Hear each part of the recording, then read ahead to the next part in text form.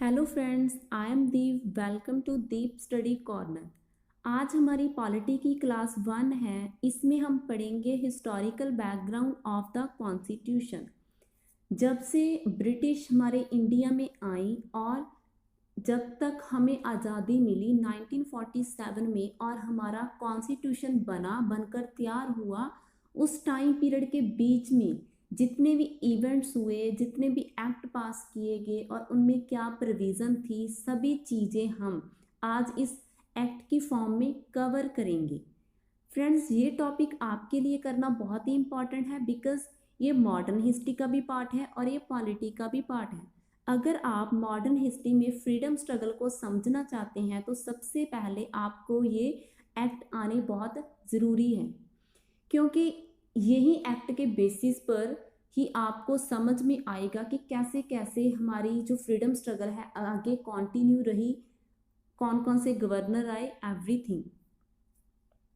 लेकिन उससे पहले अगर आपने अभी तक मेरे चैनल को सब्सक्राइब नहीं किया तो प्लीज़ चैनल को सब्सक्राइब करें, अपने फ्रेंड्स के साथ शेयर करें सो दैट आपको जब भी मैं नई वीडियो डालूँ उसका नोटिफिकेशन सबसे पहले मिल जाए।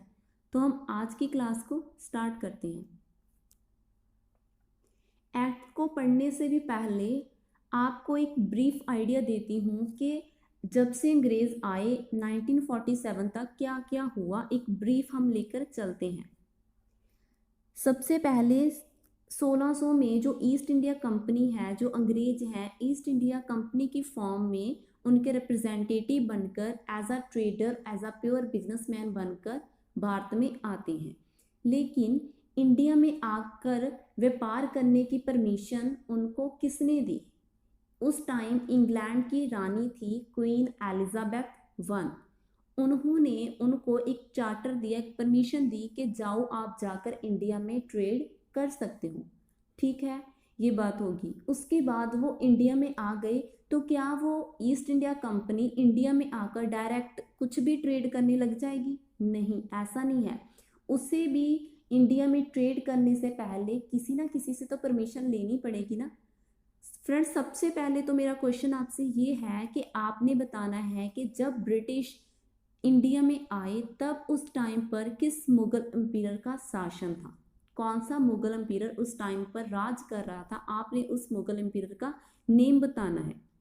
इंडिया में तो आ गए अंग्रेज, उसके बाद जब उनको ट्रेड करने की परमिशन मिली तो किसने परमिशन दी? वो परमिशन दी थी मुगल एम्पायर शाह आलम ने। शाह आलम ने वो परमिशन दी थी। लेकिन वो परमिशन क्यों दी थी उनको? 1764 में क्या होता है? बैटल ऑफ बक्सर होती है।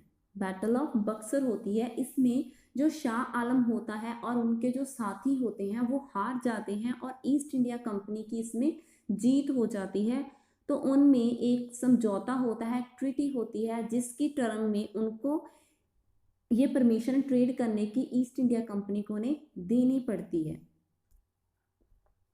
तो ट्रेड करने की परमिशन को यहाँ पर दीवानी राइट्स बोला गया। लेकिन किन इलाकों में उन्हें ट्रेड करने की परमिशन दी, ये सबसे ज़्यादा इम्पोर्टेंट है। वो 3 एरिया थे, 3 प्रोविंसेस थी, बंगाल, बिहार एंड उड़ीसा। इन 3 एरिया में उन्हें दीवानी राइट मिल गए। कौन से राइट मिल गए? रेवेन्यू, पैसे के ऊपर उन्हें अधिकार मिल गया एंड सिविल जस्टिस के ऊपर, सिविल जस्टिस के ऊपर, कि अब वो सिविल जस्टिस के मैटर पर कोई भी कानून बना सकते हैं। रेवेन्यू, पैसे पर, लाइक कुछ भी फार्मिंग, अगर जो भी फार्मिंग है उस पर वो टैक्स वगैरह लगा सकते हैं अभी, क्योंकि टैक्स के जरिए उनको इनकम आएगी, पैसा आएगा। ये सारी पावर, इसको टेरिटोरियल पावर बोला गया। ये टेरिटोरियल पावर किसके पास आ गई? ईस्ट इंडिया कंपनी के पास आ गई। उसके बाद क्या हुआ? तब सिपाही म्यूटनी होती है, जिसे फर्स्ट वॉर ऑफ इंडिपेंडेंस भी बोला जाता है। इंडिया के लोगों में ईस्ट इंडिया कंपनी के खिलाफ बहुत ज़्यादा गुस्सा बढ़ जाता है बिकॉज उन्होंने सिपाही को नाराज़ किया और रिलीजियस सेंटिमेंट को हर्ट किया। डलहौजी भी बहुत सारी अनेक्सेशन करना स्टार्ट कर देता है। तो इस सभी चीज़ों को देखते हुए ब्रिटिश क्राउन क्या करता है? डायरेक्ट रिस्पॉन्सिबिलिटी ले लेता है इंडिया को गवर्न करने की। तब से 1858 से क्राउन रूल स्टार्ट हो जाता है, कब तक चलता है? 1947 तक चलता है, जब तक हमें इंडिपेंडेंस नहीं मिल जाती। ये एक रफ सा आइडिया था कि कैसे अंग्रेज भारत में आए, कैसे कब तक हमें आज़ादी मिली, उसके बीच में जो इवेंट हुए उसको हम एक्ट की फॉर्म में अब पढ़ेंगे। लेकिन इन एक्ट को, इस रूल को, ब्रिटिश के रूल को हम दो पार्ट में डिवाइड करेंगे। एक कंपनी रूल, जब ईस्ट इंडिया कंपनी राज कर रही थी तो उसके जरिए ब्रिटिश इंडिया कंपनी ने कैसे उसको गवर्न किया, और पूरा जब क्राउन ने सब कुछ अपने अंडर ले लिया तब कैसे क्या हुआ। तो कंपनी रूल चला 1773 से 78 तक, और क्राउन रूल चला 1758 से 1947 तक। अब हम पढ़ेंगे कंपनी रूल के under first act, regulating act of 1773।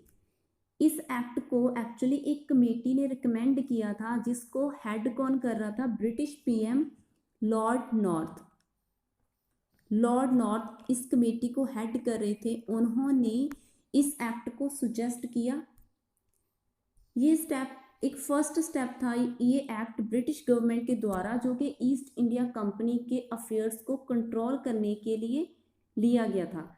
इसी के दौरान ईस्ट इंडिया कंपनी के जो फंक्शन थे, पॉलिटिकल एंड एडमिनिस्ट्रेटिव फंक्शन, उनको अलग अलग कर दिया गया था। अब उनको बोला गया था कि आपके पॉलिटिकल फंक्शन अलग हैं और आपके एडमिनिस्ट्रेटिव फंक्शन अलग है। पॉलिटिकल फंक्शन में क्या होता है? लॉ मेक करने की पावर, और एडमिनिस्ट्रेटिव फंक्शन में क्या होता है? लॉ को इम्प्लीमेंट करने की पावर। अब दोनों को अलग अलग कर दिया गया था। ये सारा कुछ अब सेंट्रलाइज तरीके से चलेगा, सेंट्रलाइज तरीके से चलेगा। इससे पहले क्या था? ड्यूल गवर्नमेंट थी, जिसको 1772 में बंगाल में एंड कर दिया गया था। बंगाल में 1772 में ड्यूल गवर्नमेंट को एंड कर दिया गया था। किसके द्वारा? वॉरेन हेस्टिंग के द्वारा। वॉरेन हेस्टिंग के द्वारा ड्यूल गवर्नमेंट को एंड कर दिया गया था बंगाल में, जिसे स्टार्ट किया था किसने? रॉबर्ट क्लाइव ने स्टार्ट किया था 1765 में। अब क्या हुआ? बंगाल का जो गवर्नर था उसे एक नई उपाधि दे दी गई थी, गवर्नर जनरल ऑफ बंगाल की। अब उसे गवर्नर जनरल ऑफ बंगाल बना दिया गया। First governor general of Bengal जो बने थे वो कौन थे? Lord Warren Hasting. ये बहुत ज़्यादा इम्पॉर्टेंट है, आपने याद रखना है। और उनको हेल्प करने के लिए, उनको असिस्ट करने के लिए 4 मेंबर की एक एग्जीक्यूटिव काउंसिल बना दी गई थी, जो एज अ एडवाइजरी बॉडी काम करेगी। वो किसी भी डिसीजन में, किसी भी मैटर में वॉरेन हेस्टिंग की, जो कि गवर्नर जनरल ऑफ बंगाल थे, उनकी हेल्प करेंगी। और जो अदर प्रेसिडेंसीज थी लाइक बॉम्बे एंड मद्रास, पहले भी ये सभी प्रेसिडेंसी के गवर्नर इंडिपेंडेंटली वर्क किया करते थे। लेकिन अब से क्या होगा? सब कुछ सेंट्रलाइज तरीके से होगा। सेंट्रलाइजेशन का मतलब है कि एक ही पर्सन के हाथ में सारा कंट्रोल होना और बाकी सभी उसके अंडर काम करेंगे। समझ में आया? अब क्या होगा? बंगाल के जो गवर्नर जनरल हैं, उनके अंडर जो काम करेंगे वो होंगे बॉम्बे और मद्रास के गवर्नर। वो अपने सारे काम की रिपोर्ट किसको देंगे? गवर्नर जनरल ऑफ बंगाल को। इसी टाइम कैलकाटा में 1774 में सुप्रीम कोर्ट को एस्टैब्लिश किया गया। फ्रेंड्स, आपके लिए क्वेश्चन ये है कि आपने बताना है कि first chief justice of India कौन बने थे इस टाइम पीरियड के दौरान, और चीफ जस्टिस के साथ 3 अदर जजेस भी। तो सुप्रीम कोर्ट में एक चीफ जस्टिस थे और 3 अदर जजेस थे। ब्रिटिश गवर्नमेंट ने कंपनी के सर्वेंट को भी कंट्रोल किया। उन्हें बोला कि आप किसी प्राइवेट ट्रेड में इंगेज नहीं होंगे, आप कंपनी के सिविल सर्वेंट्स हो, आप अपनी सर्विस के दौरान अपना खुद का कोई प्राइवेट बिजनेस सेटअप नहीं कर सकते, और ना ही आप किसी इंडियन से कोई तोहफा वगैरह एक्सेप्ट करेंगे, ना ही किसी तरीके की कोई रिश्वत लेंगे। क्या होता था कि वो राजे महाराजे जो होते थे इंडिया में, उनसे बहुत ज़्यादा रिश्वत वगैरह ले लिया करते थे, तोहफे वगैरह एक्सेप्ट कर लिया करते थे। तो ऐसे उनकी लाइफ बहुत ही ऐशो आराम वाली हो गई थी, बहुत ही ज़्यादा वो लग्जूरियस लाइफ स्पेंड करने लगी थी, और कंपनी का जो काम था वो अच्छे से नहीं कर रहे थे। तो इस सिचुएशन को देखते हुए उन पर लगाम लगाना, उन पर कंट्रोल करना बहुत ही ज़्यादा ज़रूरी हो गया था। फिर गवर्नमेंट ने कोर्ट ऑफ डायरेक्टर के ऊपर भी अपना कंट्रोल बढ़ाया।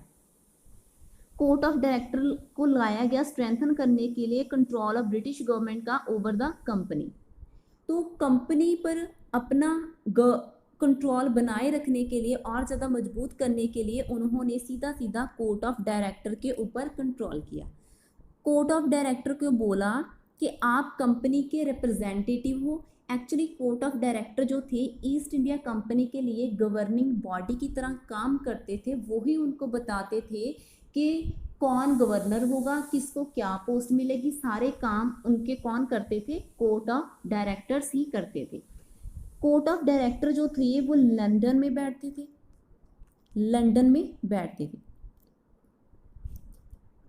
ईस्ट इंडिया कंपनी और कोर्ट ऑफ डायरेक्टर्स, क्या होता था, जो कोर्ट ऑफ डायरेक्टर्स होते थे वो ईस्ट इंडिया कंपनी के शेयर्स को खरीद लेते थे। शेयर को खरीदने का मतलब कि अगर उन्हें प्रॉफिट होगा, कंपनी को प्रॉफिट होगा तो दोनों में बटेगा, अगर लॉस होगा तो दोनों ही उसकी भरपाई करेंगे।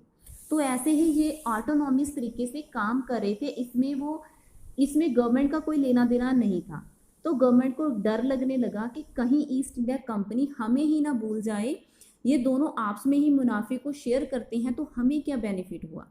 तो ईस्ट इंडिया कंपनी पर अपना कंट्रोल बनाए रखने के लिए और ज़्यादा मजबूत करने के लिए गवर्नमेंट ने क्या किया, कोर्ट ऑफ डायरेक्टर के ऊपर अपना कंट्रोल बनाया। कोर्ट ऑफ डायरेक्टर को बोला कि आप कंपनी के रिप्रेजेंटेटिव हो, आप कंपनी के लिए जो भी काम करते हो उनकी रिपोर्ट आप हमें सबमिट करेंगे।